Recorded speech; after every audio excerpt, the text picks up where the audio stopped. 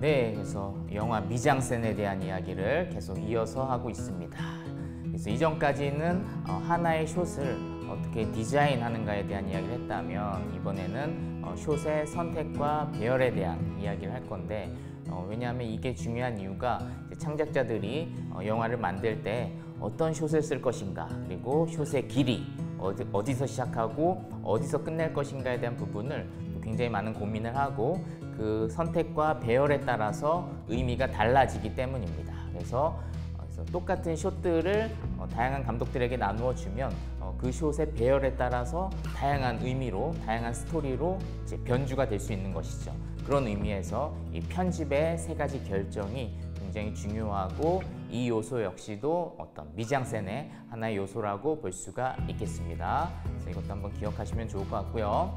그래서 흔히 편집이라고 하면은 그림 많이 보셨죠? 그래서 한 남자의 얼굴은 같은 표정인데 그 다음에 어떤 숏을 넣느냐에 따라서 이제 그 의미가 달라지는, 그래서 남자는 계속 무표정으로 있지만 그 다음 숏에 죽은 어린 아이의 숏을 넣었더니 이제 슬픈 표정처럼 보이고, 그 다음에 죽이라고 하는 음식 숏을 넣었더니 이제 배고파 보이고, 이렇게 느낌이 달라지는, 표정의 감정이 다르게 이제 느껴지는, 그것이 바로 영화 편집의 매력이라고 볼 수가 있겠습니다.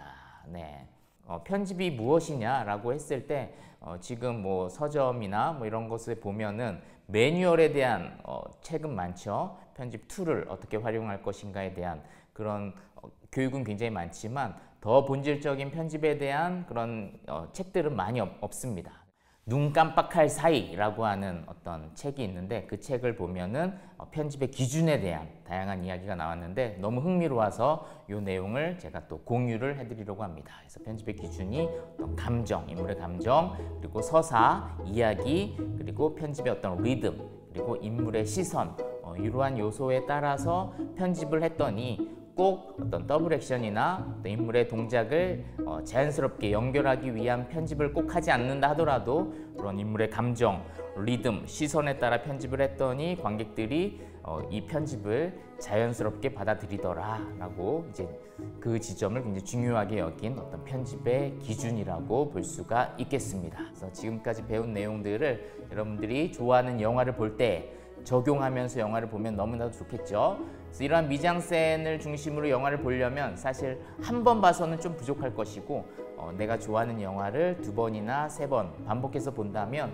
분명히 이런 미장센의 요소가 눈에 들어올 것이라고 생각이 듭니다. 그래서 내가 좋아하는 것을 다시 한번 보는 게 굉장히 중요하죠. 그래서 이 미장센이라고 하는 걸 너무 어렵게 생각할 필요는 없고, 그냥 내가 너무나도 사랑하는 영화를 다시 한번 볼 때 때로는 카메라가 새롭게 들어올 수도 있고, 때로는 영화의 색깔이 들어올 수도 있고, 때로는 음악, 사운드적인 요소가 새롭게 나에게 다가올 수도 있고, 그럼 그것을 한번 글로 써보면은 그것이 바로 미장센으로 영화를 분석하는 그런 영화 읽기라고 볼 수가 있겠습니다. 그래서 이런 미장센으로 영화를 보면 나 스스로가 영화를 볼 때 훨씬 다양하게, 다채롭게 영화를 볼 수 있을 것이고, 뿐만 아니라 내 주변의 사람과 영화에 대해 토론을 할 때에도 더 풍성한 토론을 할 수가 있겠죠. 처음 미장센을 공부할 때 어떤 감독에 대한 영화를 보면 좋을까, 그런 분들도 많을 텐데, 봉준호 감독님이라든지 아니면 박찬욱 감독님의 영화라든지 이런 분들의 영화를 보면은 어떤 미장센적인 요소가 좀 더 분명하게 드러나기 때문에 한번 이분들의 영화를 보실 것을 추천을 해 드립니다. 네, 그래서 좀 더 재미난 이야기를 해드리면 영화를 재밌게 보는 몇 가지 방법, 꿀팁을 소개를 해드리려고 합니다. 그래서 영화를 어떻게 하면 우리가 이전보다 재밌게 볼 수 있을지에 대한 꿀팁을 공유해 드릴 테니까 이 내용 잘 들으시고 여러분들이 영화를 보실 때 적용해 보시면 좋을 것 같습니다. 첫 번째는 뭐냐면 영화의 첫 10분을 눈여겨보라 라고 말씀을 드립니다. 왜냐하면 많은 시나리오 작가나 감독들이 영화에서 첫 10분을 굉장히 중요하게 다룹니다. 그래서 주인공이 어떤 사람인지, 혹은 영화의 배경이 무엇인지, 혹은 주인공의 욕망은 무엇인지, 혹은 주인공의 트라우마, 주인공의 목표, 이러한 요소들을 처음 영화 10분 안에 담기 마련이기 때문에 이 부분을 놓친다면 이제 영화의 뒷이야기를 이해하기가 더 힘들겠죠. 그래서 영화의 첫 10분을 주의 깊게 보라라고 조언을 해드립니다. 다음에 두 번째로 지금까지 배웠던 영화의 미장센을 주의 깊게 보라라고 말씀을 드립니다. 그래서 우리가 영화를 볼 때 단순하게 어떤 스토리가 어떻다라고 단순하게 줄거리를 기억한다든지 혹은 이 영화가 재미있네, 재미없네 정도의 어떤 단편적인 감상평에 머문다면 이 영화를 깊게 향유하지는 못한 거겠죠. 그래서 지금 배웠던 그 미장센을 주의 깊게 보라라고 또 한번 조언을 해드립니다. 그다음 세 번째로 영화를 재밌게 보는 굉장히 중요한 요소 중에 하나가 뭐냐면 바로 영화의 주인공의 변화와 성장을 보라라고 말씀을 드리고 싶습니다. 그래서 대부분의 영화는 명확한 주인공이 있죠. 그리고 대부분의 우리가 재미있게 보는 영화, 대부분의 우리가 인생 영화라고 불리는 영화들을 보면 대체로 주인공의 시작과 끝이 굉장히 크게 변화한 그런 지점이 있음을 보게 됩니다. 주인공이 이제 성장하게 되는 것이죠. 그래서 때로는 주인공이 이제 해피엔딩으로 끝나는 경우도 있고 때로는 이제 새드 엔딩으로 끝나는 경우도 있지만 어쨌든 공통점은 주인공이 성장하는 모습을 우리가 볼 때 우리는 그 영화를 굉장히 재미있게 볼 확률이 크고 그것을 인생 영화로 보는 경우가 굉장히 많습니다. 그래서 주인공 캐릭터 때로는 이제 주인공이 둘인 경우도 있죠. 많은 영화에서. 근데 대부분 주인공이 둘인 영화를 자세히 보면 한 명의 주인공은 굉장히 일관성 있는 모습을 보여줍니다. 그리고 다른 주인공이 이제 변화하는 모습을 보여주죠. 그러면 그 변화하는 그 캐릭터가 이제 진짜 주인공인 것이죠. 그래서 예를 들면 처음에 젠더 감수성에 대한 이야기를 할 때 보여드렸던 그 델마와 루이스라고 하는 영화를 보면 한 캐릭터는 굉장히 강직한 원래 캐릭터, 일관성 있는 모습을 보여주는 반면 또 한 명의 캐릭터는 굉장히 처음에는 남성에게 의존적이고 수능적인 모습을 보이다가 영화의 중반 이상으로 가면 그녀가 이제 서서히 자신의 욕망을 드러내고 성장하는 그런 변화의 모습을 보여주죠. 이렇게 주인공의 어떤 성장을 보여주는 이 요소에 집중을 한다면 이제 영화가 훨씬 더 재미있으리라고 생각이 듭니다. 그 다음에 네 번째는 이제 좀 어려울 수 있지만 감독의 미학을 발견하라. 그래서 우리는 흔히 어떤 배우가 나온대? 라고 하면서 영화를 고르는 경우가 많죠. 근데 그것도 재미가 있지만 배우를 중심으로 영화를 보는 것도 재미가 있지만 또 다른 재미는 뭐냐면 이제 감독을 중심으로 영화를 고르는 거예요. 그래서 내가 좋아하는 한 영화를 보고 나서 이 감독의 전작을 다 살펴보는 거죠. 그러면 이 감독만의 일관성 있는 어떤 미학적인 특성이 발견이 됩니다. 그래서 그런 것들을 발견하면 이제 너무 재미있죠. 그래서 아까 예를 들었던 봉준호 감독의 어떤 지하실을 꾸준히 발견을 하면은 그 부분이 너무 흥미롭고 그 안에서 이 감독의 어떤 개성과 예술관과 어떤 미학적인 특성이 발견되죠. 또 박찬욱 감독을 좋아하면 그 감독님만의 어떤 미학적인 특성을 발견하는 것도 굉장히 재미있고 또 뭐 고레이다 히로카즈 감독을 좋아한다면 어떤 그분의 특성, 또 헐리우드에서 요즘 가장 핫한 뭐 크리스토퍼 놀란 감독의 영화를 꾸준히 살펴보는 것도 너무나도 흥미로운 지점이고, 그래서 감독에 따라서 영화를 보는 것도 굉장히 추천을 해드리는 방법 중에 하나입니다. 다섯 번째는 뭐냐면 나에게 재미있었던 영화를 이제 두 번, 세 번 보라. 한 번 볼 때는 영화의 줄거리에 몰입을 했다면 두 번, 세 번 보면 더 다양한 요소들이 기억이 되고 우리의 마음을 건드리기 때문에 영화를 더 재미있게 보기 위해서는 여러 번 관람을 하는 것도 추천을 해드립니다. 그 다음에 여섯 번째 재미있게 볼 수 있는 방법은 뭐냐면 이제 헤드폰을 써서 사운드를 즐겨봐라 라고 한번 권해드립니다. 그래서 영화를 볼 때 그냥 단순하게 아주 작은 스마트폰으로 보는 것도 물론 의미가 있지만 영화를 더 풍성하게 즐기기 위해서는 사운드를 즐길 수 있어야 되는데, 그래서 좋은 헤드폰으로 탁 써서 영화를 감상하면 영화에 숨겨진 다양한 의미들과 미학적인 표현을 느낄 수 있지 않을까 그런 생각이 들어서 요 6가지 영화를 재미있게 보는 방법, 꿀팁을 여러분들에게 공유해 드립니다. 그래서 잘 활용하시길 바라겠습니다. 네.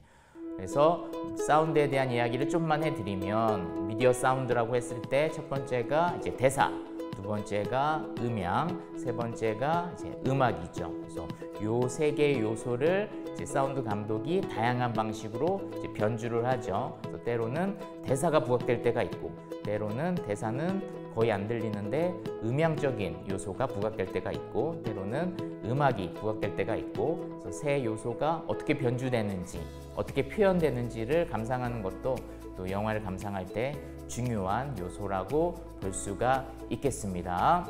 그래서 뭐 그래비티 같은 영화를 보면은 이제 처음에 우주 공간을 이제 보여주는데 거기에서 사운드가 매우 흥미롭죠. 그래서 아무런 사운드가 없는 상태를 또 사운드로 표현하는, 그래서 그런 부분들을 헤드폰을 끼고 한번 들어보면은 영화라고 하는 예술에 감명을 받게 되는 그런 지점이 분명히 있으리라고 생각을 합니다. 그래서 우리는 흔히 영화 음악 하면은 음악만 기억하는 경우가 많은데, 이런 사운드, 가장 기본적인 사운드 요소도 중요한 것이죠.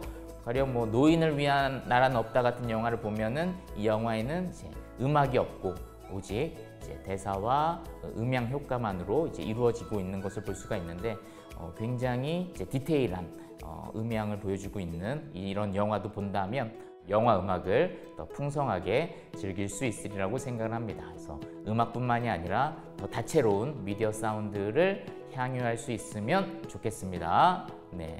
그 다음으로 영화 음악에 대한 이야기를 빠뜨릴 수가 없는데, 그래서 가장 유명한 음악 감독이죠. 한스 짐머라고 하는 또 음악 감독님을 소개해 드리려고 합니다. 그래서 이분 같은 경우에는 뭐 크리스토퍼 놀란과도 작업을 많이 하셨고, 그래서 영화의 음악에 또 새로운 장을 또 열었던 그런 분 중에 하나죠. 그래서 영화 음악 한 편을 만들 때 얼마나 다양한 크리에이터들과 예술가들 혹은 연주가들, 엔지니어들 이런 분들이 고민을 해서 만든 결과물이라는 것을 기억을 하시고, 영화가 비록 이미지의 예술이긴 하지만 이런 사운드에 대한 요소도 생각을 해주시면 좋을 것 같습니다. 그래서 우리가 흔히 영화를 본다라고 얘기하는 경우가 많은데, 사실은 더 정확하게 이야기하면 뭐냐면 나는 영화를 보고 듣는다라고 이야기하는 게 더 좋습니다.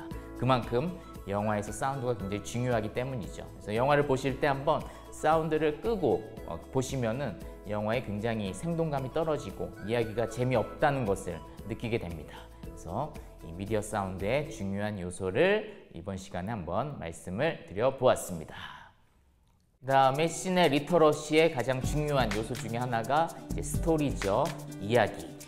이야기의 본질이 무엇이냐라고 했을 때 한 작가가 이야기의 본질은 여행이다 라고 한 이야기가 너무 흥미로워서 이것을 인용해서 여러분들께 공유합니다. 그래서 우리가 재미있게 본 많은 영화들을 보면 주인공이 어떠한 낯선 곳으로 여행하는 경우가 많죠. 어떤 주인공은 멀리 여행하기도 하고, 어떤 주인공은 뭐 주변 일상을 여행하기도 하지만 본질적으로 스토리의 본질은 이제 여행이지 않을까 이런 생각이 듭니다. 스토리라고 했을 때 한 영웅이 어떻게 여행하는가에 대한 그 여행의 여정을 정리한 내용입니다. 그래서 일상에서 시작을 해서 모험의 소명을 받고, 처음에는 거부하고, 그리고 또 정신적인 스승을 만나고 첫 관문을 통과하고, 그래서 합격하고 적대자를 만나고, 그 다음에 또 가장 깊은 곳으로 이제 여행을 떠나고 뭐 이런, 그리고 다시 보상을 받고 귀환을 하고 부활하고 이런 요소들이 이제 일반적인 우리가 보는 많은 영화의 서사에서 채택되는 그런 이야기의 구조라고 볼 수가 있겠습니다. 그래서 이런 신화의 서사 구조와 우리가 감상하는 영화의 스토리텔링을 연결해서 보는 것도 매우 흥미롭게 볼 수가 있겠습니다. 그래서 최근에 본 뭐 택시 운전사 송강호 씨가 나왔던 이런 영화를 봐도 지금 이 구조와 매우 잘 맞아떨어지는 부분이 있거든요. 그래서 신화와 영화 이 두 가지를 한번 비교해서 보는 것도 좋으리라고 생각이 듭니다. 네, 다음으로 넘어가면, 그래서 지금까지는 영화를 이해하는 혹은 영화를 분석하는 미장센의 요소를, 가장 기본적인 요소를 살펴봤다면, 이제 추가적으로 나는 영화를 더 깊게 분석하고 싶다, 더 다양하게 해석하고 싶다라는 분들을 위해서 몇 가지 방법론들을 공유해 드리도록 하겠습니다. 그래서 작가를 중심으로 비평할 수가 있고, 장르 중심으로 비평할 수 있고, 혹은 영화 속 이데올로기를 비평할 수 있고, 페미니즘 시각으로 비평할 수 있고, 휴머니즘, 그다음에 윤리적인 요소, 사실주의, 미학, 내러티브 비평, 그래서 영화 비평가라고 할 때 이렇게 다양한 방법론을 가지고 이제 영화를 비평할 수 있다라는 것을 말씀을 드립니다. 이 중에 몇 가지는 뭐 이미 짧게나마 이야기를 해드리긴 했죠. 이 중에서 또 여러분들이 알았으면 하는 좋은 방식이 이제 사실주의에 대한 이야기여서 이 내용을 간단하게 말씀을 드리면, 사실주의 영화라고 했을 때 흔히 세트보다는 로케이션 촬영이 많고요. 그다음에 숏의 길이도 좀 긴 편이 많습니다. 그래서 일반적으로 유튜브나 상업 영화를 보면은 숏의 길이가 굉장히 짧은데, 요 사실주의 미학의 특성을 보이는 영화들은 숏의 길이가 굉장히 깁니다. 흔히 이제 롱테이크라 그러죠. 그래서 이런 특성을 보이고, 배우도 유명한 배우보다는 무명 배우가 많이 출연하고, 그다음에 데드컷이라고 해서 주인공이 프레임 밖으로 빠졌으면 빨리 커팅을 하는 경우가 많은데, 이 사실주의 영화에서는 주인공이 프레임 밖으로 빠졌는데도 빈 공간을 계속 보여주는 경우가 많습니다. 그것을 이제 데드컷이라 그러는데, 이런 장면들이 사실주의 미학의 특성이라고 볼 수 있겠습니다. 그리고 마지막으로 거리두기, 스타를 가까이서 보여주는 게 일반적인 관습인데, 이런 사실주의 영화에서는 아무리 유명한 배우라 하더라도 카메라가 좀 멀리서 찍는 경우가 많고, 그래서 때로는 몰입을 방해하는 요소도 있고, 하지만 이런 부분들이 이런 영화의 미학의 특성이라고 볼 수 있겠습니다. 그래서 가장 고전적으로 유명했던 영화가 이제 자전거 도둑이라고 하는 영화죠. 하지만 고전뿐만이 아니라 현대 영화에서도 이러한 특성들을 보여주는 감독이나 영화가 굉장히 많죠. 가령 홍상수 감독이라든지, 그리고 알폰소 쿠아론 감독이라든지, 이런 분들의 영화를 보면 지금 봤던 사실주의 미학적인 특성이 나타나는 그런 영화라고 볼 수 있겠습니다. 막 영화제에서 상도 많이 받는 영화인데 나한테 너무 재미없는 그런 영화들 있죠. 그런 영화들이 대체로 이런 사실주의 미학을 띠는 그런 특성의 영화일 확률이 굉장히 큽니다. 숏의 길이도 굉장히 길고, 피사체와 카메라의 거리도 멀기 때문에 몰입도 잘 안 되고, 졸았다 보고 이렇지만 너무 명작이라고 불리는 그런 영화들이 대부분 이런 사실주의 미학의 특성을 띠기 때문에 이 개념을 아시면은 여러분들이 앞으로 흔히 예술영화라고 불리는 그런 영화들을 감상하실 때 굉장히 큰 도움이 될 거라고 생각이 들어서 이 내용까지도 여러분께 공유해 드렸습니다. 네. 그래서 마지막으로 영화 감상에 대한 명언, 이 내용으로 시네 리터러시에 대한 이야기를 1차적으로 마무리해 보려고 합니다. 그래서 프랑스와 트리프라고 했던 감독들의 감독이라고 불리는 그분이 했던 이야기죠. 그래서 영화를 사랑하는 3가지 방법이 있는데, 첫 번째 방법은 같은 영화를 이제 2번 보는 것이고, 두 번째 방법은 영화에 대한 글을 한번 써보는 것이고, 세 번째 방법은 영화를 만들어 보는 일이다. 그래서 지금까지 제가 했던 이야기를 아주 함축적으로 보여주는 단 하나의 문장이죠. 그래서 이 영화를 사랑하는 3가지 방법을 여러분의 일상에서 적용을 하시면, 그것이 극장에서 영화를 보든 아니면 온라인 서비스로 영화를 보든 이러한 방식으로 영화를 대하신다면 여러분의 그 시네 리터러시 능력이 매우 향상이 될 것이고, 이전보다 영화를 더 재밌게 보고 영화에 대한 의미도, 영화 예술을 향유하는 그 삶도 더 풍요로워지지 않을까, 이런 생각을 하게 됩니다.